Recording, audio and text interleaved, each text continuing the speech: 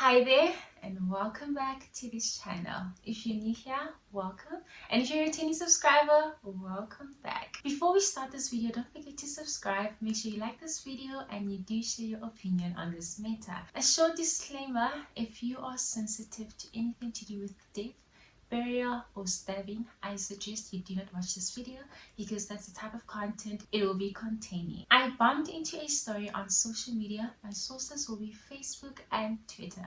Okay, let's look at it.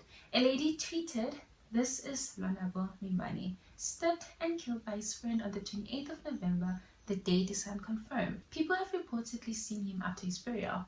One gentleman took a picture and apparently he wouldn't talk nor look at him. His family has confirmed that indeed it is him on these pictures." The story continues and it says, Lonwabo worked as a security guard and that night he slept at his friend's house. Whilst he was sleeping, his friend stabbed him on the chest and back.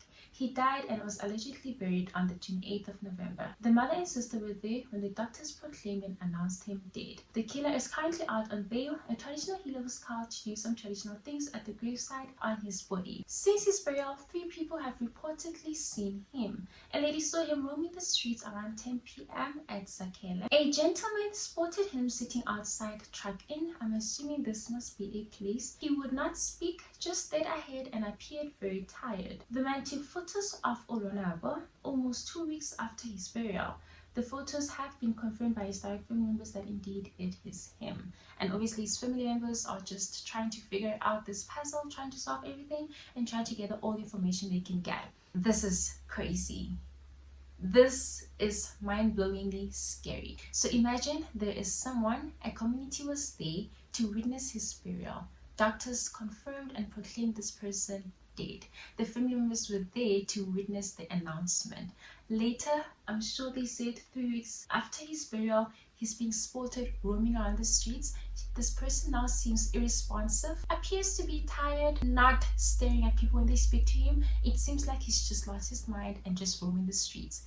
This is mind-blowingly scary and also obviously creepy, right? In most cases in Africa, family members of a deceased one, they believe in taking your soul back home, and in the Zulu culture it's called ukuthwebula. It is whereby a spirit is captured immediately after the person passes away. They also did mention that a traditional healer was there to do some practices at the graveside. So now I'm asking myself my question: who managed to dig up that 6-foot grave, take out the body and let the person roam around the streets?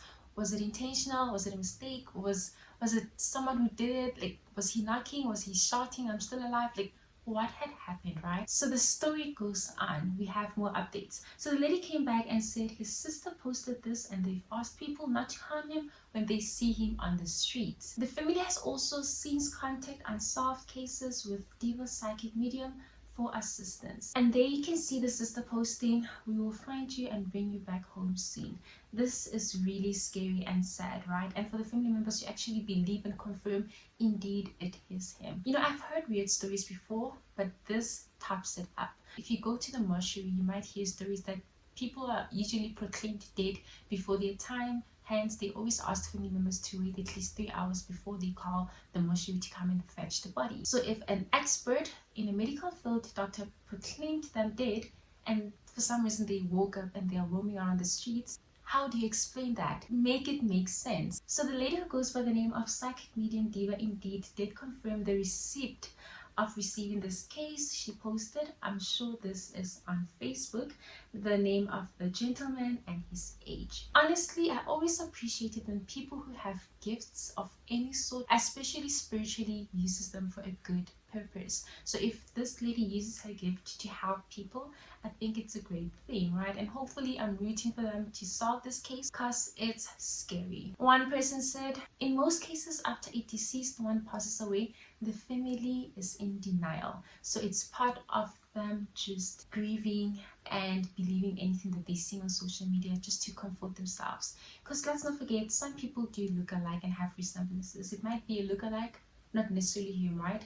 This is me trying to convince myself that there's not more to the story. Another person said whatever the traditional healer did, it was working on the wrong person instead of the killer. This is a very scary story, and the sad part is that it's still unsolved. I am definitely keeping my close eye on it because I need to be constantly updated on the story. I would like to know what happened, the full insights of it, and how it ends. Obviously, when I come across the conclusion, I'll be sure to share it with you guys. Do let me know what you think. Do you agree with everything that's happening? Or do you think the story is just made up and it's just not making sense? Whatever your insights are, I'm curious to hear your opinion. Thanks for watching. Till next time. Bye.